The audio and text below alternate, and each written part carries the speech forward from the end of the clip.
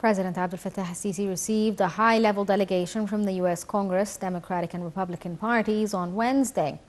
Presidential spokesman Ahmed Fahmy said the meeting stressed the strength of strategic binding Egyptian and U.S. ties over decades, reflecting the country's keenness to foster relations at all levels. Fahmy noted that the meeting witnessed an open dialogue over enhancing investment cooperation with U.S. companies in Egypt. The meeting also tackled developments of negotiations over the Ethiopian dam file, where President el-Sisi stressed the significance of reaching a legal settlement on filling and operating the dam in a way that achieves the three countries' interests.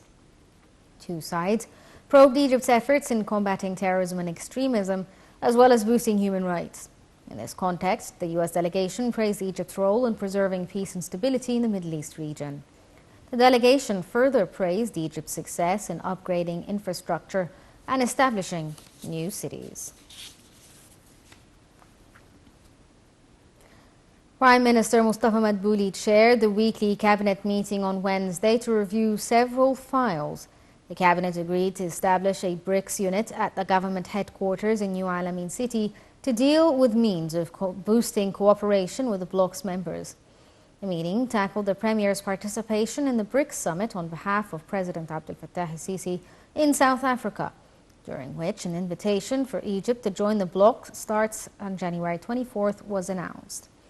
Madbouli stressed the importance of upgrading Alamein and Burj Al Arab airports to meet the flow of tourists and visitors from across the world.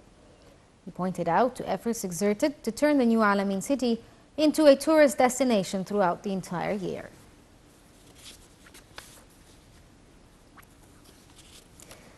Minister of Defense and Military Production met with a number of the Armed Forces leaders at the Joint Training Center of Logistic and Supply Authorities on Wednesday.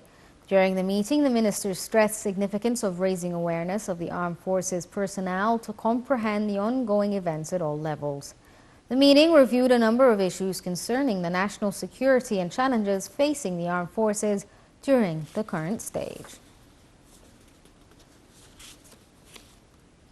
Egypt said on Wednesday the national carrier Egypt Air would resume direct flights to Sudan this week, following high-profile talks between President Abdel Fattah al-Sisi and Sudan's military chief.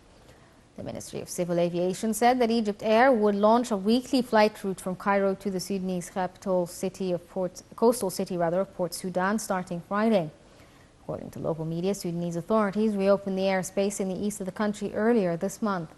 Sudan plunged into chaos in mid-April when simmering tensions between the military led by Abdel Fattah al-Burhan and the paramilitary rapid support forces commanded by Mohammed Hamdan Daglo exploded into open fighting in the capital Khartoum and elsewhere.